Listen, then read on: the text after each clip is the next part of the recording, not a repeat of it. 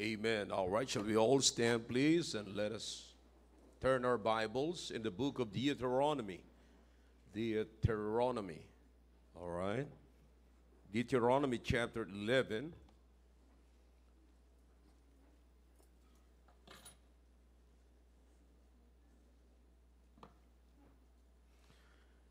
Deuteronomy chapter 11. We'll begin reading from verse number 10 down to verse number 12, and we will go to another passage of the scriptures in the New Testament, in the book of 2 Corinthians, a very familiar passage, in chapter 5, verse number 17. All right, let's go to Deuteronomy chapter 11 in verse number 10. All right, are you with me now? Genesis, Exodus, Leviticus, Numbers, Deuteronomy. All right, verse number 10. For the land whither thou goest in to possess it is not the land of Egypt. Or it's not, is not as the land. In other words, it's not like Egypt. It's not like the land of Egypt. All right? Now, God gave the difference. Okay? Now, verse number 10, sabi niya, from whence she came out. Okay? Because they came out from Egypt. Parang nagbago yung sound ko. All right? And then the Bible says, where thou sowest thy seed, and wateredst it with thy foot, as a garden of herbs. Verse number 11, but the land whither ye go to possess it is a land of hills and valleys, and drinketh water of the rain of heaven. That's the difference. Okay. Verse number 12, a land which the Lord thy God careth for. The eyes of the Lord thy God are always upon it, from the beginning of the year even unto the end of the year. Okay? This morning, I'm going to talk to you about the landscape of life. The landscape of life. Explain ko po sa inyo yan kung bakit ganun ang title ko. No, landscape ng buhay. Okay? Tayo po muna sandaling manalangin. Dakilang Diyos, marami pong salamat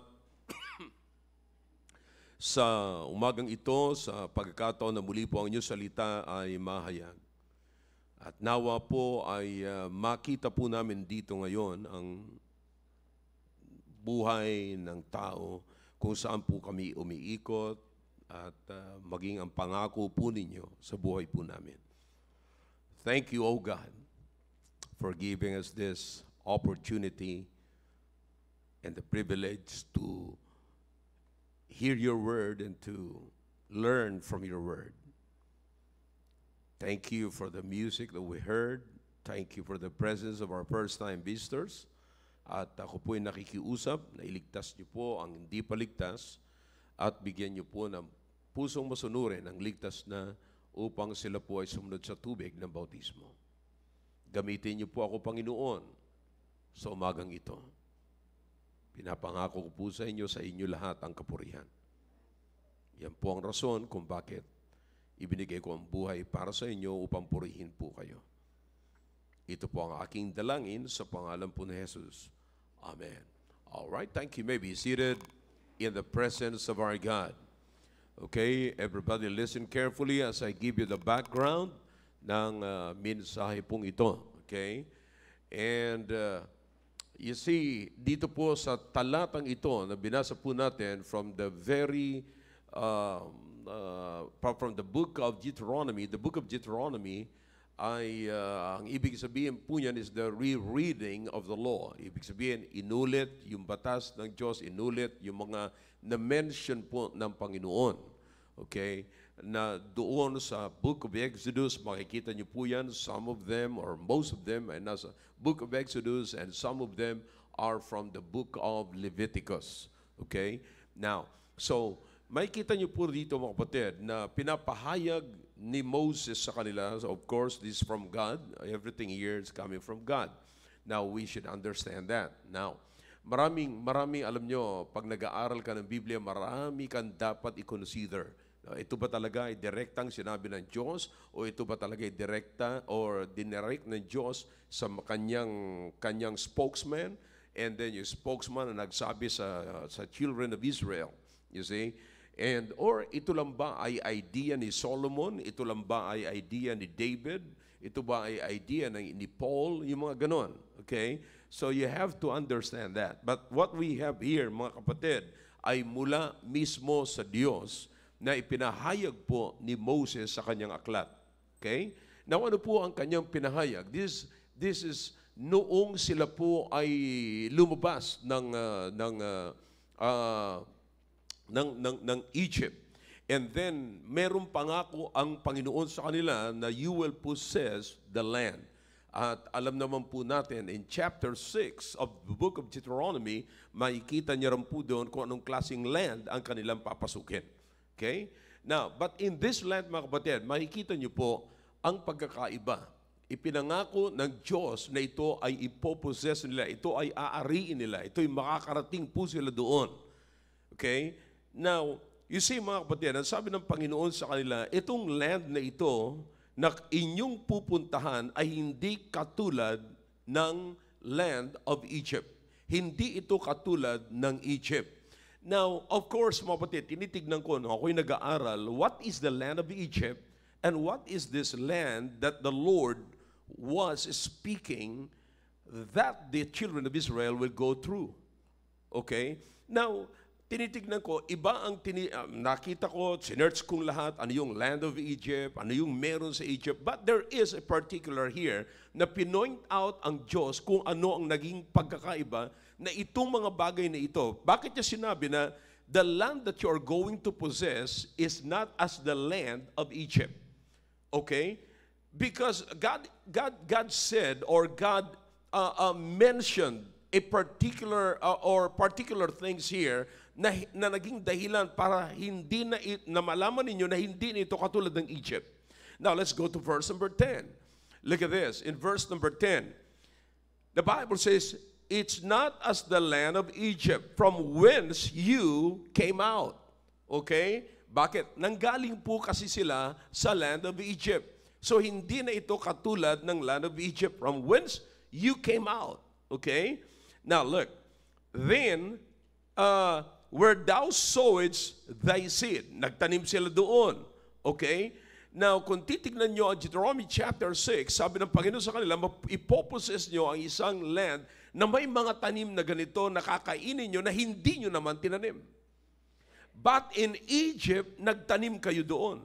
Of course, kapag ikaw ay nagplant, nag-i-expect ka na ikaw ay aani. Alright? Are you with me? Alright. So, but in this land, in chapter 6, kapatid, ay aani sila ng bunga ng isang puno na hindi nila tinanim. Alright? I hope you're following me. Kapatid, it's so important kasi dito nyo makikita yung beauty ng salita ng Diyos. You know, kaya sabi ko sa inyo, ang pag-aaral ng salita ng Diyos, nakaka-addict mga kapatid. Makikita mo yung beauty ng Diyos, yung beauty ng salita ng Diyos. So imagine, sabi, hindi katulad yan ng Egypt, na doon sa Egypt, nagtanim kayo, at yung inaanin nyo doon at kinakain nyo, ay tinanim ninyo. But in the land that I promised to you, it's not like that. Kakain kayo ng bunga ng puno doon na hindi nyo itinanim. Alright? And then, and waterage it with thy foot. Okay? Na yung tinanim ninyo ay, you know, nag-exert kayo ng effort. In other words, sa wikang banyaga, sa kolokial na sinasabi po natin, nag-effort kayo. Para ano? Diligin yung tinanim ninyo. Para yun ay mamunga. You see that? So yan ang mga sinasabi niya na yan ang ginawa ninyo sa Egypt. What else? And the Bible says, as a garden of herbs. You see, pag, yung garden niyo doon, nagtanim kayo ng mga halaman, nagtanim kayo ng mga gulay doon. Kung hindi niyo dinilig yun, mamamatay yun. Alright? Kung hindi nyo dinilig yun, wala kayong aanihin, wala kayong kakainin. Alright? But in verse number 12, ngayon, ibinigay niya na ngayon yung pagkakaiba. But the Bible says, the land, whither ye go to possess it, is a land of what? Hills and what? Valleys. So this one also is a part of difference. That makes the difference. What's that? The land of Egypt ay may pagka-plain, kapatid. You see, kaya nga bumaba po doon yung mga anak ng Diyos eh. Alright? And then, but here, the Bible says, itong ipopossess ninyo, kapatid, sabi niya, ipopossess ninyo mga anak. Sabi niya, this is not as the land of Egypt, but this is a land of hills and what? Valleys. All right? Now, then, the Bible says here, it's a land of hills and valleys, and drinketh water of the rain of heaven. You see that? That makes the difference, mga kapatid. So, makikita nyo ang pagkaiba. Noon, ang dinidilig nila, kinakailangan, kukuha sila sa balon, at by foot, ilalakad po nila yon, dadalhin po nila, ididiligin po nila. But this time, sila'y pupunta sa land na pinangako ng Panginoon na hills and valleys. It's not plain. As easy as the plain, the land of plain. Tandaan nyo, remember, nung si Abraham and si Lot ay magkasama, si Lot ay pinili niya na dalhin ang kanyang pamilya at ang kanyang mga possession doon sa land of what? Plain. Because it's easy to live in the plain than in the hills and valleys. All right? Now listen, may pangako po ang Diyos sa kanila na sila ay dadali ng Diyos sa panibagong land, sa panibagong situations, sa panibagong locations. When you change locations, you will change situations. All right? But it's not an assurance that you will change also your condition. All right? Did you get that? When you change your location, you will change your situation, but not an assurance that you will change your condition. Are you with me? Now, ang sabi ng Panginoon, sumunod kayo sa akin sapagkat dadaling ko kayo sa panibagong location. That will change your situation. And that when you follow the Lord, listen now, here it is. When you follow the Lord, you will have a new landscape of your life. It's not as the same as the landscape in Egypt. This time, this is now a land of hills and valleys. At alam naman po natin mga kapatid, na pagka-describe yung hills and valleys, alam naman po natin na pag ganon, tapos ganon. Alright? Naunawaan nyo? Then, alam po natin, hindi ko alam, merong mga taong nag-i-enjoy doon sa hills or maaring doon niya nakita yung hills, but yung hirap sa hills, at yun namang iba ay magaan sa valleys. Meron namang magaan sa valleys or mahirap sa valleys, pero madali sa hills. Alin man sa dalawa, mga kapatid. But the Bible says, here is the promise, na anuman ang gagawin nyo, if you are to follow me, then you will experience this new landscape of your life. Amen. Now, let me show you something here para maunawaan niyo po yung landscape na sinasabi ko po, mga kapatid. Ang landscape is a landforms. Forma po yan ng lupa. Okay? Now, but what we have here in this passage of scriptures, mga kapatid, is a picture representing a view of natural inland that the children of Israel will pass in order to make it to the promised land. It is a land of hills and valleys. Come on, it's a land of what? Hills and valleys. But they have to get through to that. Okay? Yan po yan, mga kapatid. Now, listen to me now. Noong nag-decide ka na sumunod ka sa Panginoon, asahan mo na magbabago na ang landscape ng buhay mo. Alright? Did you get that? When you decided to follow the Lord, when you received the Lord Jesus Christ as your Lord and personal Savior, that's the time that you have to expect that you will experience the hills and the valleys of your life. That's the new landscape of your life. Listen to what the Bible says, to what the Apostle Paul, to the book of Corinthians, or to the Corinthians. Alam mo sabi ni Paul sa kanila, if any man be in Christ, he is a what? New creature. All things are what? Passed away. That's the old landscape of your life. The old landscape of your life passed away. And behold, what? All things are become. That's a new landscape of your life. Kapatid, lahat po ay nagbabago. Pagka ikay sumunod sa Panginoon, asahan mo na magbabago na ang landscape ng iyong buhay. Pero hindi po ang ibig sabihin nito ay magaan ang iyong buhay. You see?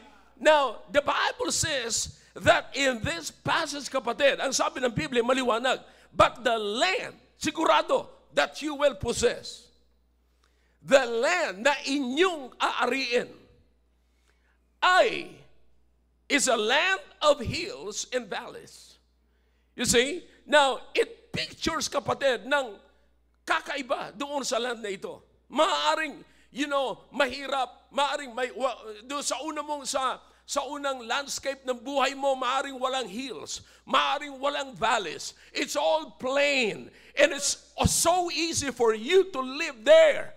Madali ang mabuhay doon sa plain kaysa may hills at merong valleys. I don't know kung sino kausap ko ngayon at sino para kanino ang mensaheng ito. Pero maaari ngayon sa buhay mo nung nagsimula kang maglingkod sa Panginoon, nung nagsimula kang gumawa ng decision na ikaw ay susunod sa Panginoon. At katulad sinabi ni Paul sa mga taga-Korinto, all things has passed away. Behold now, meron akong bagong landscape sa buhay ko, pero mukha yatang hindi maganda. Mukha yatang may hills at merong valleys. Ang buhay na ito, you have to understand na bago man po tayo, bago natin makita na mukha ng Panginoon, dadaan ka sa hills, dadaan ka sa valleys. I don't know kung anong klaseng hills meron kayo ngayon. I don't know kung anong klaseng valleys meron kayo ngayon. But that's not important. There is something that is so important in this passage, kapatid, that you have to take it and put it in your mind and put it in your heart. Ano po yan? Look at this. Let's go to verse number 11. Amen. Notice what the Bible says here. Verse number 11. It is a land of hills and... Are you with me? Yes, but that hills and valleys drink it from where? Come on, talk to me if you can. Do you have your Bibles? I want you to mark it. Markahan nyo ng mabuti ang Biblia na yan para makita nyo po, mga kapatid, ang kagandahan ng salita ng Diyos. That passage says, mga kapatid, ang sabi ng Biblia, drink it water of the rain of what? Heaven. You see, na maaaring hindi mabuhay ang plain, kapatid. Maaaring hindi man yan katulad ng Egypt. Maaaring hindi ka man sagana na katulad. Naalala ko, mga kapatid, yung mga Israelites nung nasa disyerto sila, lagi sila nagko-complain sa Panginoon. At ang pinakamatinding complain nila sa Panginoon, ibalik nyo na lamang kami sa Egypt. Bakit nyo kami dinala rito sa disyerto para kami patayin? You see that? No, bakit? They love Egypt. They love the land of Egypt because mas madali ang buhay doon kasi nandoon na. Everything na hinahanap nila nandoon. But listen, ito ang isang pinangako ng Panginoon. kung susunod kayo sa akin, dadalhin ko kayo sa lupang pinangako at merong mga tanim doon magbubunga na hindi nyo naman tinanim pero kakainin nyo. But before you get in, you will pass through the hills and the valleys. You see that? But one thing that I can assure you is this. The rain, the water that will water the plants, the water that you will be needed in that area is coming from me. In other words, I don't care if that is a hill or a valley. The one thing that I should care and take advantage and take notice is that God is with me. God is with me. Yan ang sabi ng Biblia, kapatid. Nasa hills. Ano ngayon kung nasa hills? May tubig, salamat sa Panginoon. Kung ako may nasa hills, ako man ay nasa valleys, well, ano ngayon? At least, hindi na ako kukuha sa asalok doon sa balon para kumuha ng pandilig. Bakit? Ang pandilig ay nanggagaling na sa langit. Mahirap nga. May hills nga. May valleys nga. Mahirap umakyat. Mahirap buwaba. But God is with me. God is with me. Oh, many times, kapatid, nagkukomplain tayo sa mga hills natin, sa mga valleys natin. Oh yeah, hindi ko sinasabi, kapatid, na madali ang manirahan sa hills, kapatid. But I'm simply saying na mas gugustuhin ko pa na tumira sa hills na merong Diyos kaysa sa plain na walang Diyos. Mas gugustuhin ko pa na tumira sa valleys na merong Diyos kaysa sa plain na walang Diyos. O nandyan ang prosperity, nandyan lahat ng mga hinanap ko. But there is the promise of God that God is going to bring me into the land that is plenty of food, plenty of herbs, plenty of fruits, honey, lahat na hindi naman ako ang nagpagal, naghirap para itanim ang mga bagay na ito. But this time, ako nga ani. Why? Because it is God that provides. Let me tell you something. Here it is. Ano ang hills mo ngayon? Ano yung mahirap? Few days ago, si Brother Rick, ay meron po siyang nanay na yumao na. At ang sabi ko sa kanya, I'm praying that God will comfort your family. Alam ko yung mawala ng nanay. Alam ko yung mawala ng magulang. Wala ka na rin, tatay, ano? So, wala na rin siya magulang. Few days ago. Was 3 days ago? Friday. Last Friday. But listen to me now. That might be his heel. Yep. Come on. And some of you, maaaring nandun kayo sa valleys ngayon, but still, sabihin mo natin, valleys ito, Pastor, pero hindi ito mas magaan kaysa sa plain. Hindi ito katulad ng land sa Egypt. But oh, yeah. Kaya sinasabi ko sa inyo, pag gumawa kayo ng decision na susunod kayo sa Panginoon, dadaan kayo sa hills and the valleys. But the promise is God is always with you. Now, do you understand? Let's take a look. Sa ibang passage of Scripture, mga kapatid, do you understand the Sermon at the Mount? Or Sermon on the Mount? Huh? Alam nyo, ang sinasabi ng Biblia pagpatungkol doon sa Sermon on the Mount, if you're going to read it when you get home, Matthew chapter 6, the Bible says, blessed are those that what? Mourn. Mourn. You see, sino mapalad? Yung nagmo-mourn. Bakit? They shall be what? Comforted. You see, pag pinuntahan niyo po yan, mga kapatid, yung passage of scriptures na yan, marami kayong pagpipilian dyan. You see, let's take a look to that. All right? Let's go to the book of Matthew chapter 6. Oh, I'm sorry, chapter 5. Matthew chapter 5. All right?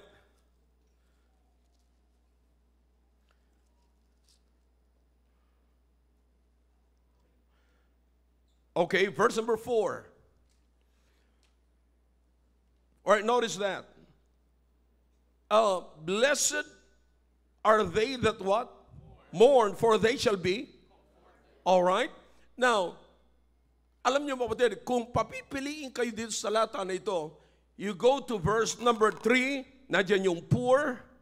You go to verse number 4, verse number 4, meron diyang mourn. Chapter 5, makikita kayo ng meek. Verse number 6, my hunger.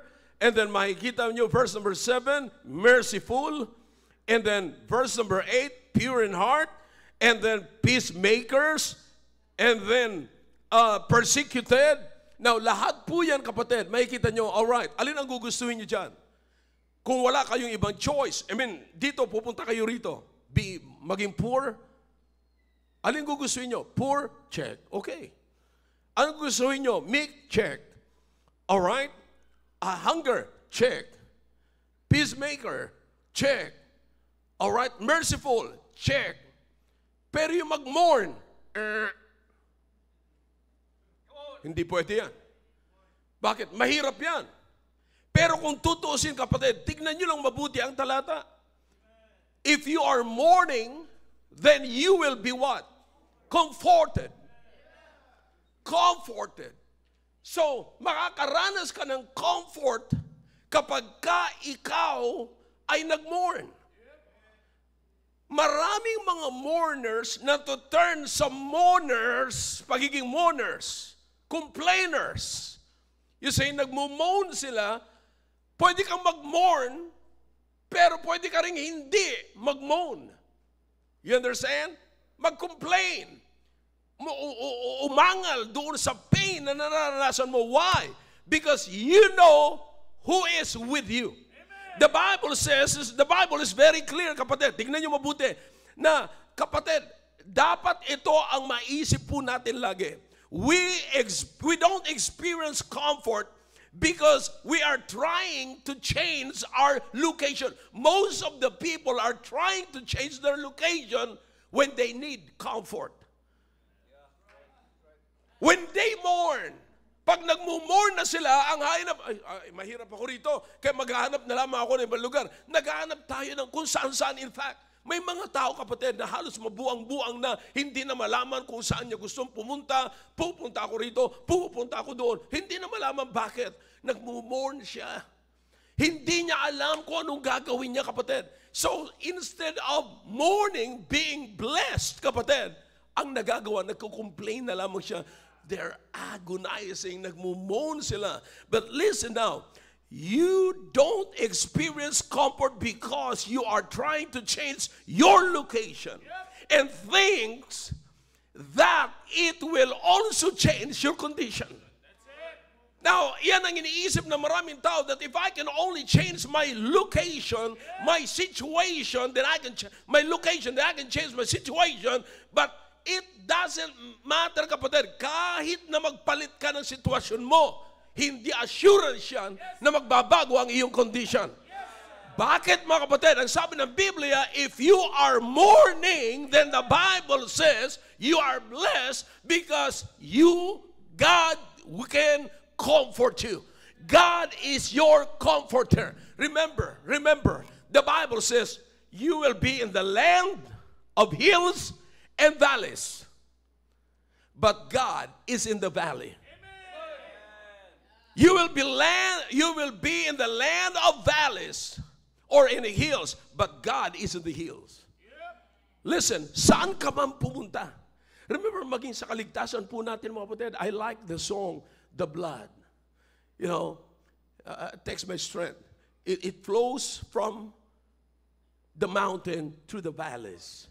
I like that. Yung salvation, ibig sabihin, kapatid, kahit nasaan ka, pagka gusto kong iligtas ng Panginoon, kaya ng Diyos, kapatid. Listen, kahit nasaan ka ngayon, iyan ang ilagay mo sa iyong isipan.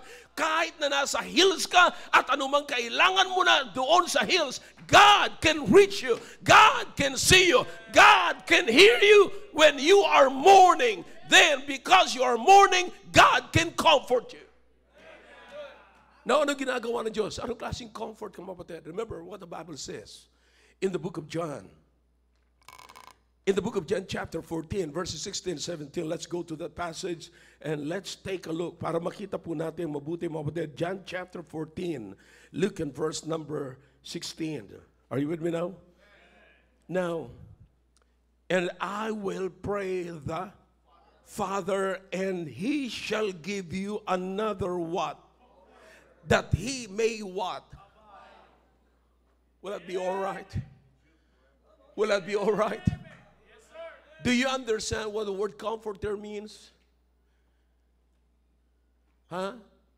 Ang ibig sabihin, kapatid, ng comforter ay magkakasama mo kahit saan. Comforter means to walk alongside. To walk alongside. To walk alongside. To talk. He will be with you forever. Yan ho ang ibig sabihin ng talata na ito. Kaya sinasabi ko sa iyo mga kapatid, anuman ang mangyari sa atin sa hills, kung yan ay pangako ng Diyos, kung ang Diyos ang naggabay sa inyo, all you have to do is to follow Him. All you have to do is to obey Him. Why? Anumang experience mo sa hills, kayang abutin ng Diyos. Alam ng Diyos kung anong nangyayari sa iyo. Ang Diyos natin, kapatid, ay hindi lamang Diyos ng plain. He is also the God of the mountain.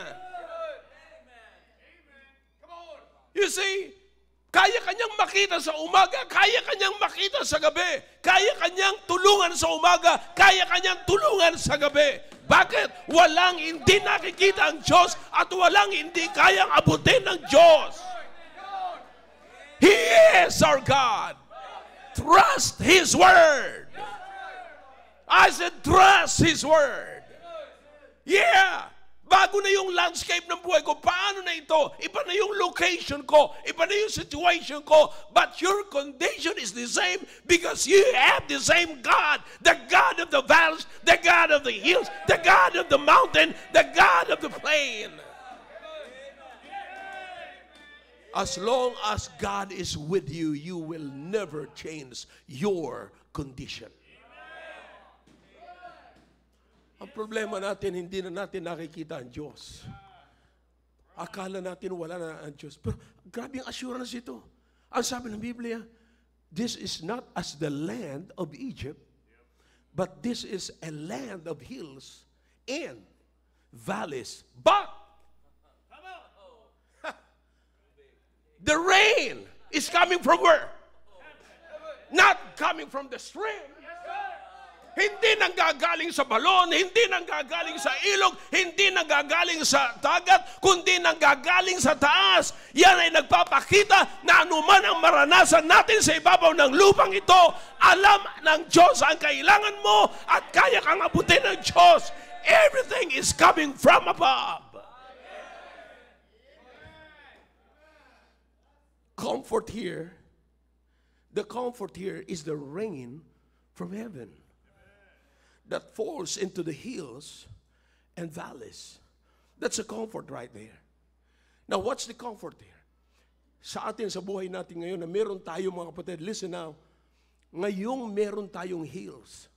Meron tayong mga pinagdadaanang hills. Meron tayong pinagdadaanan na valleys. Hindi puro plain ang pinagdadaanan natin sa buhay nito. Nagbago ang landscape ng buhay mo nung nagsimula kang sumunod kay Kristo. Nagbago. Pero tandaan mo, ang sinusundan mo ay si Kristo at hindi lamang ka ikaw sumusunod kay Kristo. Ang pangako ng Panginoon, He will give you comforter that will abide you forever. Not in times of prosperity, but even in times of tribulation. You remember the Apostle Paul? In the book of Romans chapter 8, in verse number 31. Dumaan man ang bagyo sa buhay mo, dumaan man ang persecution sa buhay mo, dumaan man ang hirap sa buhay mo, dumaan man ang mga taong lumalaban against you, ano mang sinasabing mga masama na sinasabi ng tao laban sa iyo, ano sabi ni Paul? What shall we then say of these things? Anong masasabi natin tungkol sa bagay na ito? If God is with us, who can be against us?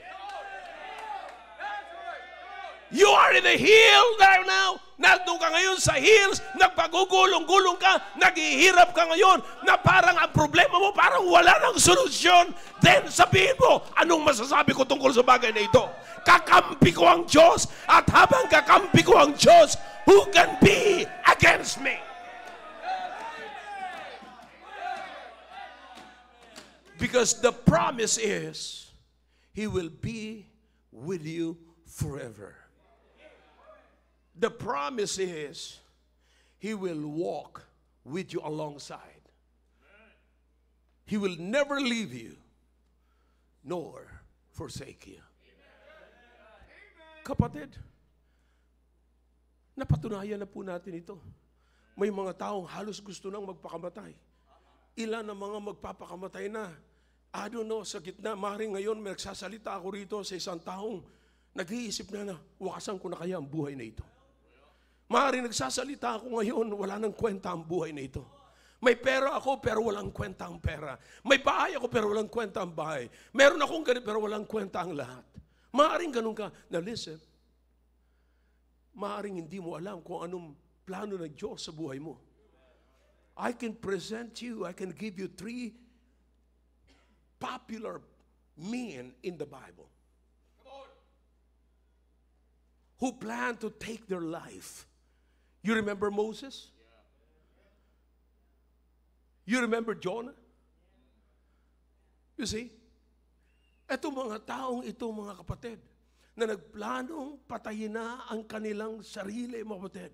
Nanalangin sila, take my life. You remember Elijah? Pero mga kapatid, hindi, ipinakita sa kanila ng Panginoon. Ipinakita kay Moses, ipinakita kay Elijah, ipinakita kay Jonah, meron pa akong mas matinding paggamit sa inyo. Alam natin kung paano ginamit ng Panginoon si Moses. Alam natin kung paano ginamit ng Panginoon si Jonah. Alam natin kung paano ginamit ng Panginoon si Elijah. But these men, they planned to take their life. Gusto nilang magpakamatay. Kapatid, kunin mo lamang ako, Panginoon. Patayin mo na lamang ako. Hindi ko na kaya ito. Maaaring ganyan ang kalagayan mo. Maaaring nasa hills ka ngayon. Maaaring nasa valleys ka ngayon. But please don't forget, there is a rain coming from above. The Holy Spirit is there. Recognize the presence of the Holy Spirit in your life. Because maaring hindi mo siya nararamdaman, maaring hindi mo siya kinikilala, but He is there. It's a promise in Ephesians chapter 1 and verse number 13. It's a promise. Pinangako yan na pagkat tinanggap mo ang Panginoon, nasa iyo. Ang katawan na ito ay templo na ng Banal na Espiritu. And the Holy Spirit will never leave you nor forsake you. He will abide you forever. He will guide you. All you have to do is to what? Consult Him. Sinabi ko during the program ng Team Prep, alam niyo ang problema ngayon? Ang problema natin ngayon is wala tayong counsel, mga kapatid, mula sa salita ng Diyos. Yan ang kakulangan po natin. Wala tayong knowledge patungkol sa bagay na ito. Remember what the Bible says, where there's no counsel, people what? Fall. Bakit nagfo-fall ang tao? Walang counsel. Counsel from the Holy Spirit. You have to get in tune with the Holy Spirit every day. He will guide you into all truth. I said He will guide you into all truth. It doesn't matter kahit na anong kalagayan mo, kapatid. Maaaring sasabihin mo, Pastor, you don't understand. Nasa boiling water ako. Then if you have God with you, anong magagawa ng boiling water? Kapatid, let me talk to the coffee lovers here. Coffee lovers. Ano ang nagagawa ng boiling water sa coffee? Let me ask you a question. Did the boiling water change the coffee? No. It's the coffee. When you put the coffee into the boiling water, it changes the boiling water. Kape, kape, kape! Ano pa? Tiger or kabayo? Or whatever it is. But you listen to me now. Nasa boiling water ka, you have God. The boiling water cannot and will never change God. But God can change the boiling water. Aba, kung may boiling water ka, lagyan mo ng kape, mga kapatid. That's miracle. Oh, what a miracle. When you put the miracle coffee, something will happen.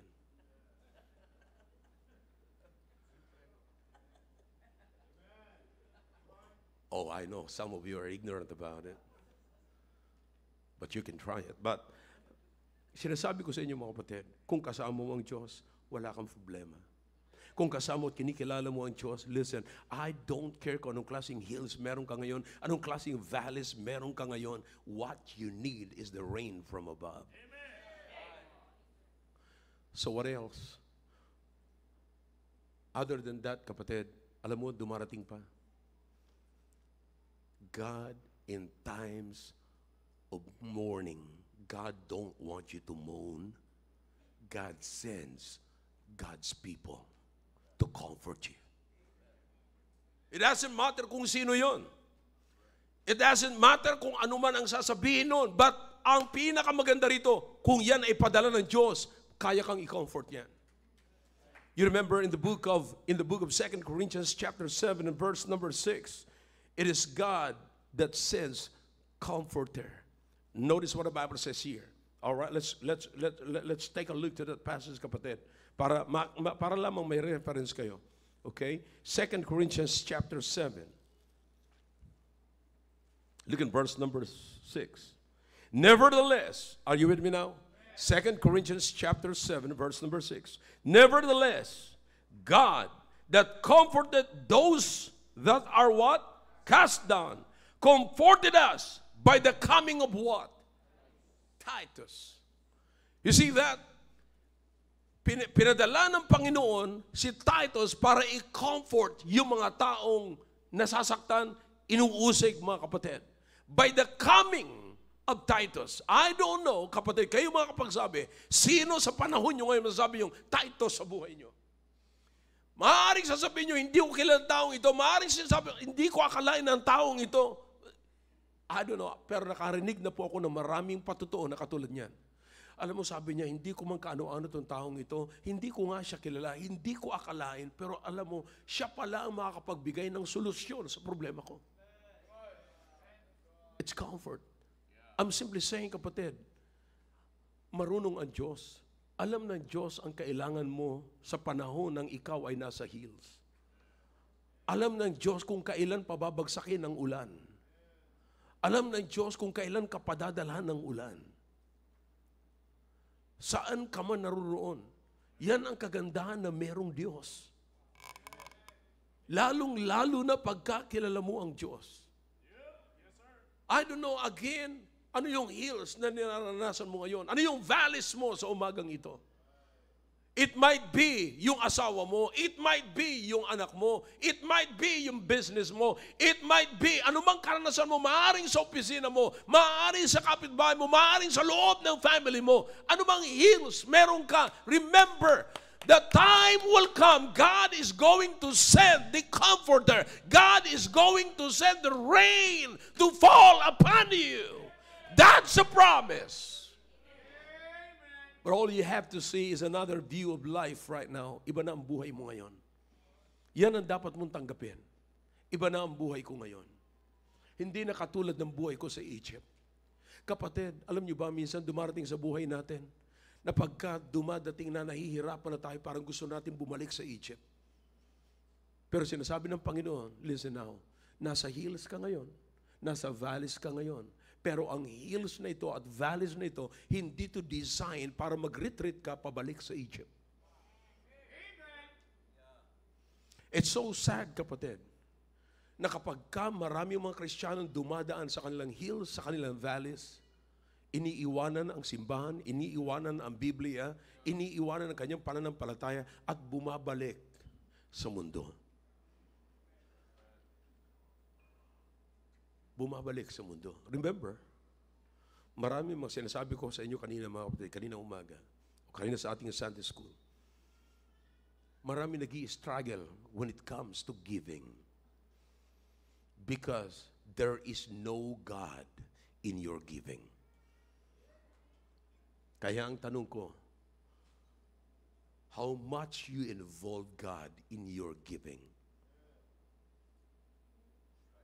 Nandun kaya ang Diyos pag nagbibigay tayo? So kaya nga sinasabi ko sa inyo, hindi tayo nagbibigay ng sobra. Most of the time, pagka sobra ang ating pananalapi, nagbibigay na lamang tayo kahit hindi natin maramdaman ng Diyos. Pero maganda yung nagsasacrifice tayo. Kasama natin ang Diyos sa pagbibigay. Now, sa hills and valleys, alam natin yung condition natin. Remember this. When you experience comfort, kapatid, you experience God in your condition. Don't try to change your location. You can change your situation, but you cannot change your condition. The only person that can change your condition is God. Kapatid, ang kailangan natin ngayon is realize that there is a God in heaven who knows you, sees your needs, sees your condition. He can feel the pain that you're experiencing right now. Pero ang Diyos ay nagpapadala ng ulan. Nagpapadala ng comfort. Nagpapadala ng tao to comfort us. We already have the Holy Spirit. And imagine that, meron ka ng banal na Espiritu, meron ka pang kapatiran. Yeah. Minsan hindi po natin gusto yung words na binibigay sa atin ng kapatiran natin, but we don't realize na exactly yun ang kailangan natin sa buhay.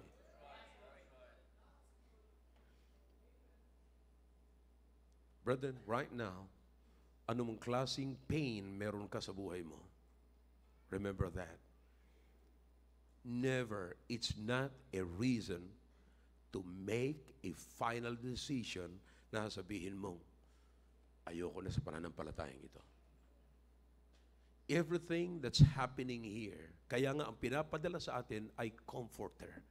Kapatid, hindi ang pag-comfort ng Holy Spirit ay hindi ka tatanggalin sa hills sapagat ang naglagay sa iyo sa hills ay Diyos. Maliwanag ang binasa natin sa talata, kapatid.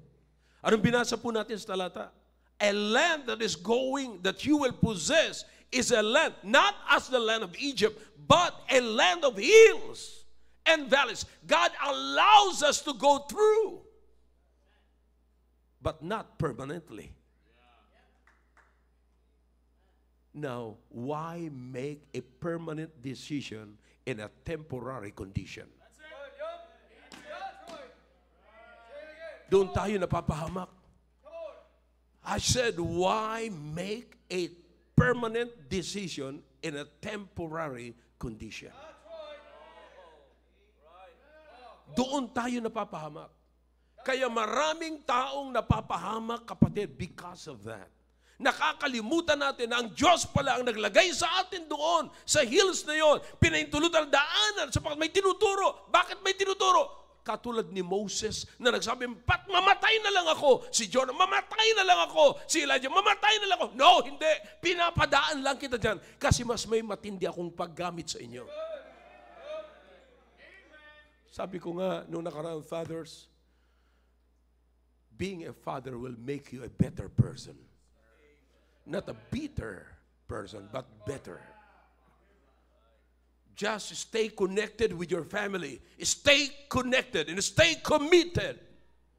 Stay connected with God and stay committed to God. And the valleys, the hills that you're experiencing right now cannot beat the one who is taking care of you. Sino nag-iingat sa iyo? Sino nagbibigay sa iyo? Sino nagpapadala ng ulan sa iyo? Diyos. Kapatid, hindi ka kayang itago ng valleys. Hindi ka kayang itago, kapatid, ng hills. Kita ka ng Diyos. That's why, kapag kailangan mo ng rain, God will send His rain coming from heaven. What a great comfort, mga kapatid. What a great assurance of God's presence. I told you many times, mga kapatid, as long as God is visible, blessings are what? Available. Kapatid, with God nothing is impossible. Everybody knows that. Imagine you have the Holy Spirit, and in times of trouble, in times of difficulties, in times when you are experiencing the hills of this life, the valleys of this life, a new landscape of your life, God sends comforter. Oh. Ano dapat po natin gawin ngayon? Be willing to stay in the hills. Whatever your valleys is. Well, Lord, ano man, andito ako ngayon, so be it. As long as you are with me. What is a den of a lion, kapatid? For Daniel. Yeah, come on. Huh? What is a den of a lion? Huh? For Daniel. When God is with him. Yung isang malaking leon na lalapa sa kanya, mga kapatid, ano nangyari? King-size bed. Ni Daniel. What is yung fire, the burning fire furnace para kay Shadrach, Meshach, and Abednego? Abednego. What is that? Kapatid, hindi man sila tinanggal ng Diyos doon eh. Sinamahan sila ng Diyos. Walang pangako ang Diyos na tatanggalin ka sa hills. Because that hills and the valleys was designed by God for you. Sabi ng Panginoon, hindi ka mabubuhay sa ibabaw ng lupang ito na hindi ka dadaan sa design ko sa buhay mo. Yan ang design ko sa buhay mo. Hindi kita aalisin dyan, pero bababa ako sa iyo.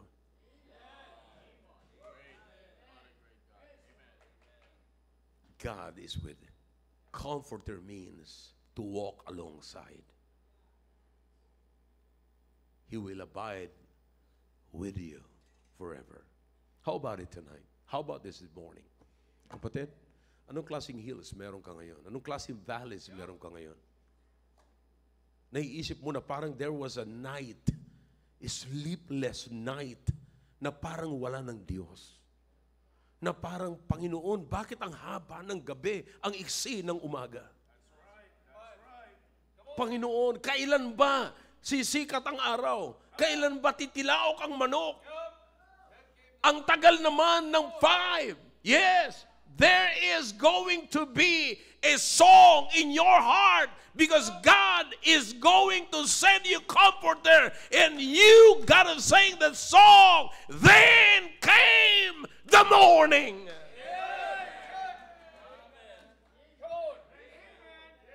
Kapatid, I don't know about you ngayon. Whatever it is, gaano man kahirap yan, remember, God is still there. Parang wala ng Diyos, parang wala na lahat, parang wala ng pag-asa.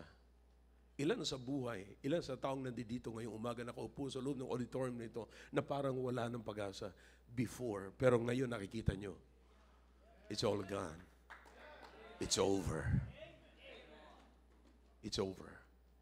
Sinungaling pala ang dyablo. Sinungaling pala ang dyablo na akala ko wala na talagang pag-asa. Sinungaling ang dyablo.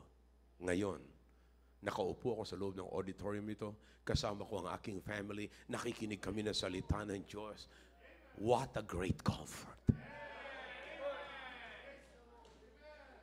What a great comfort. Blessed are they that what? Mourn, for they shall comforted. Mourners, don't turn to be a moaners. Because you are blessed, the Bible says.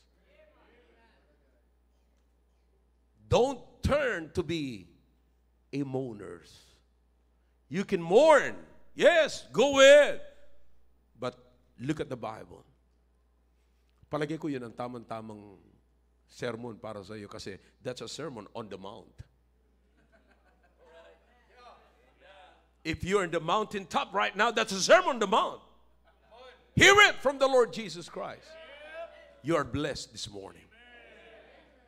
You will be comforted. You have the Holy Spirit. And listen now, right now you have a pastor. When you get home, remember, God can send you a Titus in your life. Am I clear to you this morning? Shall we all stand, please? Father, thank you for your words. Alam ko po lahat nakakaranas ng hills and valleys. Pero naway naunawaan po namin na ito po ang design niyo sa aming buhay. Panginoon, salamat na meron kami naririnig na mensahe na makakita po kami ng pag-asa sapagkat kayo po, Panginoon, ang Diyos na nakakita sa amin kapag kami nasa hills, kami nasa valley.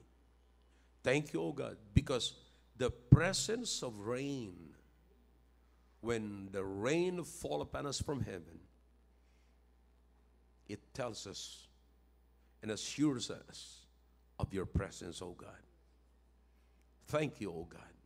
Bless your people as they come into thy throne this morning. Your heads are bowed, your eyes are closed. God is speaking to your hearts through that message. Then let's come to the throne of God. Let's make business with God.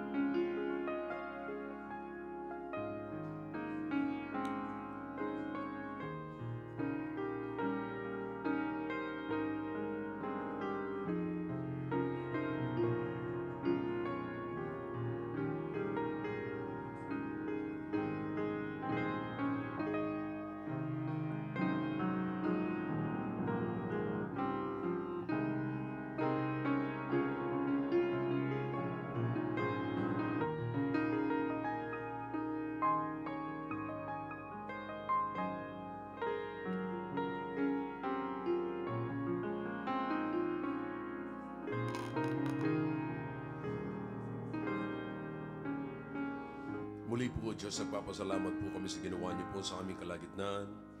Salamat po na meron kayong paraan kung paano po kami i-comfort. Yeah. Nakita po namin ang kahirapan sa ibabaw ng lupang ito, kawalan ng mahal namin sa buhay, kawalan ng aming pangailangan. Pero, Panginoon, salamat na hindi po namin na-experience ang kawalan ng Diyos at kawalan ng provisions ng Diyos. Salamat po. Nawa po ay patuloy kayong mangusap sa inyong mga anak ngayon. Kakausapin po namin maya-maya ang aming mga bisita. Iligtas niyo po ang hindi paligtas at bigyan niyo po ng pusong masunuran ligtas na upang sila sumunod sa tubig ng bautismo. Salamat po sa inyong salita ngayon. Ito po aming dalangin sa pangalan po ni Jesus. Amen.